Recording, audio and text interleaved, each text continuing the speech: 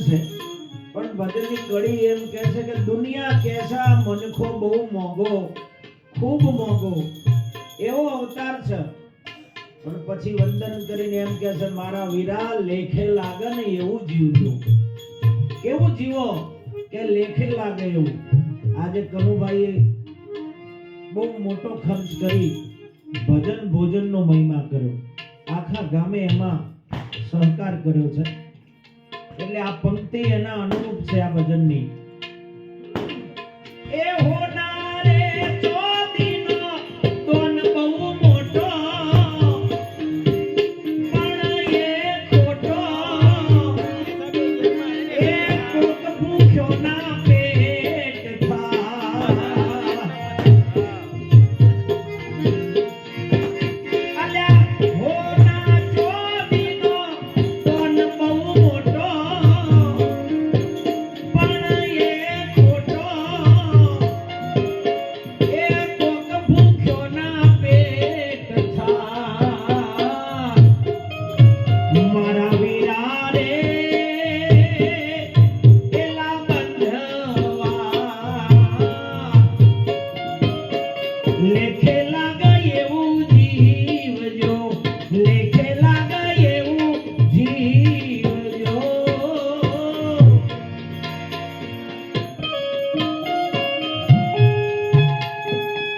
આ ભાઈ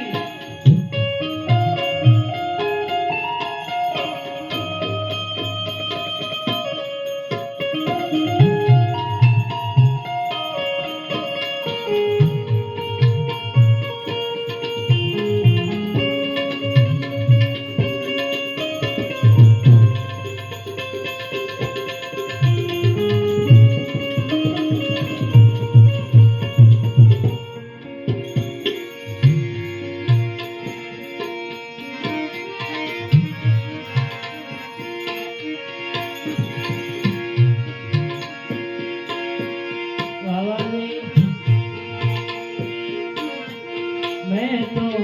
प्रेमना ए पाठ जोने मटावी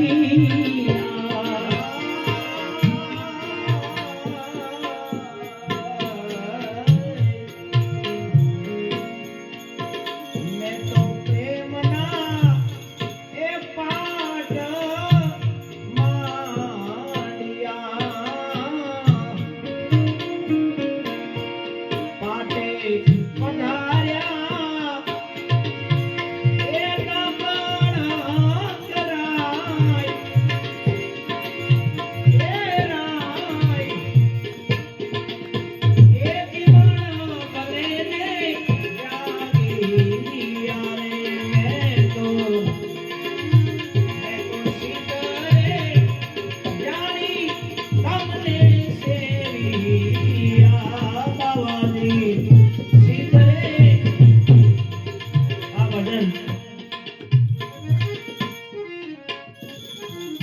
જૂનાગઢની બાજુમાં પરબધામ છે સંત દેવીદાસ અમર દેવીદાસ બે મહાન પુરુષો દેવીદાસ બાપા અને માં અમરમાં કદાચ તમે ભજન સાંભળ્યું હોય તો આ હીરની દીકરી જેનું અમરમાં છે નામ હરિની હાથે લાગી લગ્નની ભજીયા સુંદર શામ માસ્ટર એ સમયમાં સંજયભાઈ માં હાથ મૂકે ને તો રક્ત પિત્યાનો રોગ છે ને મટી જતો એટલા પરમ શ્રેષ્ઠ પુરુષો હતા કે હાથ મૂકે ને કાયા હેમ નહીં થાય પણ મજાની વાત એ છે કે આજે જે અલગ ધણીનો પાઠ માંડ્યો છે ને એ પાઠના અધિપતિ હતા એટલે માં અમરમાં પાઠના અધિપતિ દેવદાસ બાપા પાઠના અધિપતિ એટલે પાઠનું ભજન માએ લખ્યું છે અમરમાનું લખેલું ભજન છે મેં સૂત જાણીને તમને સેવ્યા મારા રુદિયામાં દિવસ ને રાત જીવન ભલે ને જાગ્યા સતીયું સામૈયા કરો ને મારા શ્યામના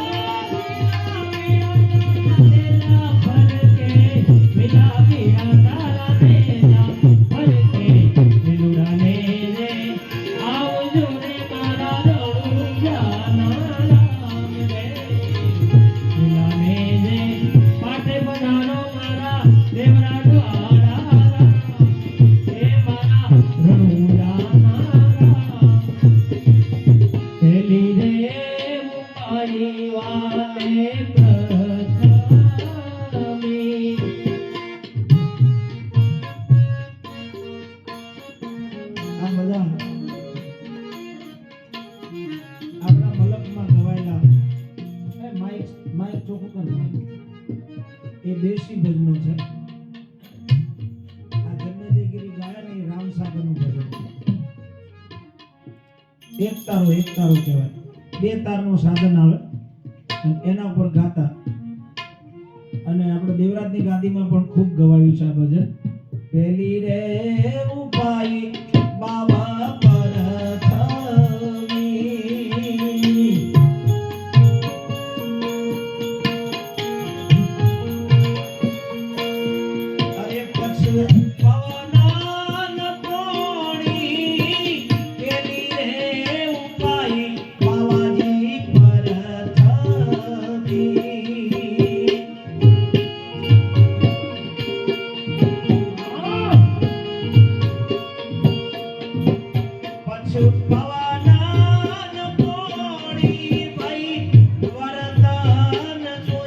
વસ્તુ